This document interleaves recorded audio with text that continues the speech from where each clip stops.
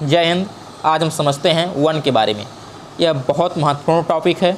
यह देखेंगे आप तो कई प्रकार के वन पाए जाते हैं, जैसे उष्णकटिबंधीय पर्णपाती वन देख लेंगे आप लोग, उष्णकटिबंधीय शुष्क पर्णपाती वन देख लेंगे आप लोग, दलदलीय वन देख लेंगे और मरुस्थलीय वन देख लेंगे, पर्वतीय वन देख लेंगे, उष्णकटिबंधीय सदाबहार वन देख लेंगे। बहुत प्रकार के वन होते हैं।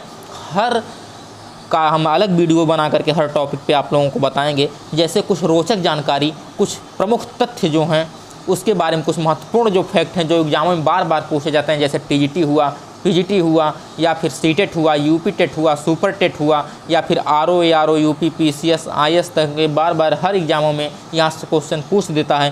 तो कुछ महत्वपूर्ण फैक्ट के बारे में आज हम चर्चा करते हैं आपसे वन को लेकर के। जैसे पूछता है कि भारत में जो है वन अनुसंधान केंद्र कहाँ पर स्थित है, भारत में वन अनुसंधान केंद्र कहाँ पर स्थित है।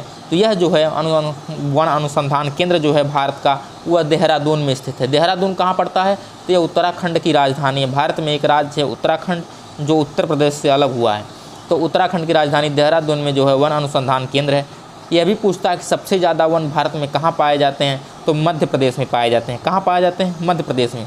अगर यह पूछे कि केंद्र शासित प्रदेश में सबसे अधिक वन कहाँ पाए जाते हैं, तो यह हमारा हो जाएगा अंडमान निकोबार।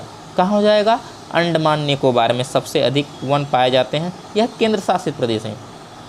किसी भी क्षेत्र में यह भी पूछता है कि किसी भी क्षेत्र में भारत में देखा जाए तो कम से कम कितना प्रतिशत वन रहना चाहिए। जैसे एक सरकार का एक नियम है, एक रूल है कि कम से कम भैया इतने प्रतिशत क्षेत्रफल तो वन रहना ही चाहिए। तो वह होता है हमारा 33 यानी 33%। 33% हिस्से पर जो है वन होना बहुत ही आवश्यक होता है।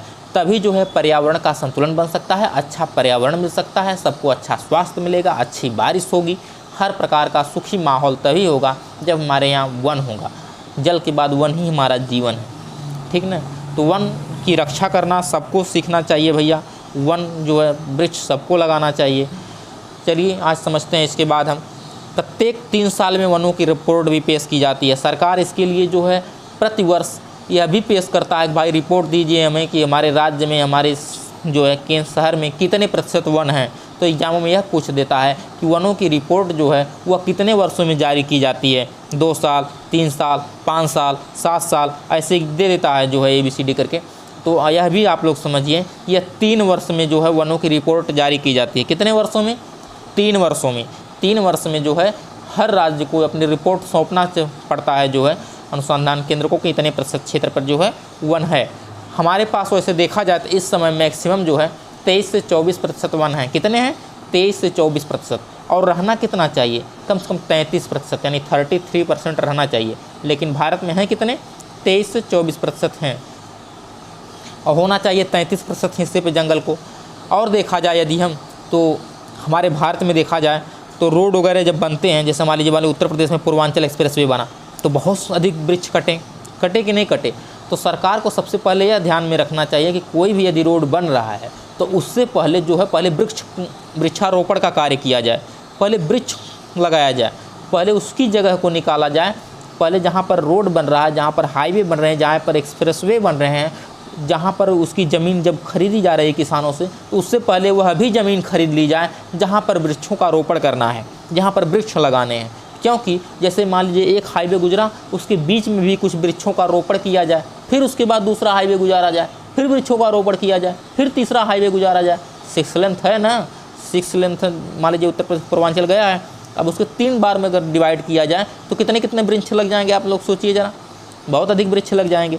तो यह एक, जैसे मान लीजिए फिर आगे मान लीजिए भविष्य में इसे और चौड़ा करना पड़ा तो उस वृक्ष को काट करके अपना फिर एक हाईवे क्रॉस हो सकता है, उसमें से फिर अगले साइड में वृक्ष को लगा दिया जाएगा। तो वृक्ष लगेंगे तो वृक्षों की संख्या जो है भारत में कम नहीं होगी, है कि नहीं। इस प्रकार ऐसे तो काट लिए जाते हैं। अब देखा जाए जो विकसित राज्य, जैसे आप अपने देश को आप विकसित करेंगे तो अवश्य ही रूप से जैसे रोड वगैरह बनेंगे तभी तो परिवहन का कार्य होगा, तभी तो देश हमारा विकसित होगा। तो रोड बनने से तो शहर विकसित होता ही होता है अपना देश। जैसे आप जापान वापान में देखेंगे तो वहाँ 66% पाए जाते हैं वृक्ष। जैसे हमारे यहाँ 23-24 है, वैसे वहाँ पर 66% वृक्ष पाए जाते हैं।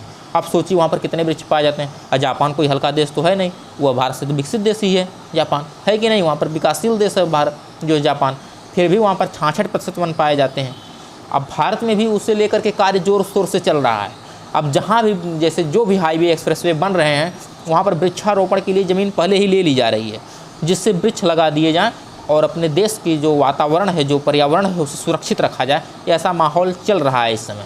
तो पूरे देश को इसे लेकर के सोचना चाहिए और अपने जो है पर्यावरण को बचाने के लिए एक अच्छा सबसे सरल उपाय यही है कि वृक्षों का रोपण किया जाए। तो एग्जाम में बार बार देखिए यही पूछता है कि अनुसंधान केंद्र कहाँ है, तो वह देहरादून है। कितने प्रतिशत क्षेत्र पर वन रहना चाहिए, तो 33% वन पर रहना चाहिए। हमारे भारत देश में कितने प्रतिशत पर है, तो 23 से 24% पर है। और अगर वो जिस केंद्र शासित प्रदेश में देखा जाए सबसे अधिक वन कहाँ है, तो अंडमान निकोबार में है। ऐसे पूछा जाए कि किस राज्य में सबसे अधिक वन है, तो यह मध्य प्रदेश में है। हो गया कि नहीं। यह पूछता है कि अनुसंधान की रिपोर्ट जो है वनों का रिपोर्ट कितने वर्षों में पेश किया जाता है, तो 3 वर्षों में पेश किया जाता है। कितने? 3 वर्षों में पेश किया जाता है। यह बार बार एग्जाम में पूछे जाते हैं। और सबसे अधिक वन आते कहाँ, तो यह उष्णकटिबंधीय क्षेत्र में आते हैं। सबसे अधिक वन कहाँ पर आते हैं? उष्णकटिबंधीय क्षेत्र में आते हैं। जी हाँ। इसके बाद यह भी पूछ देता है कि उष्णकटिबंधीय क्षेत्र कहाँ आता है, तो आप लोग जानते हैं विषुवत रेखा क्षेत्र पर यह उष्णकटिबंधीय क्षेत्र आते हैं। और यहाँ पर वृक्ष सबसे अधिक उगते हैं। कहाँ पर? उष्णकटिबंधीय सदा क्षेत्र पर। यहाँ पर देखेंगे तो सदाबहार वन भी पाए जाते हैं।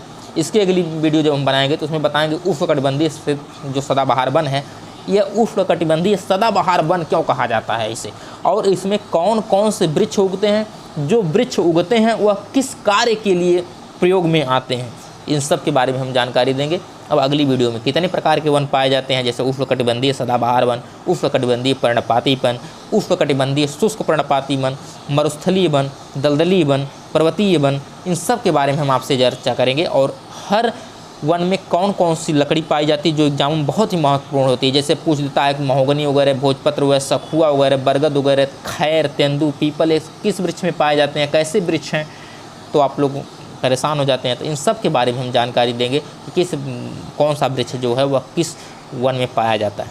मिलते हैं अगली वीडियो में, तब तक के लिए धन्यवाद।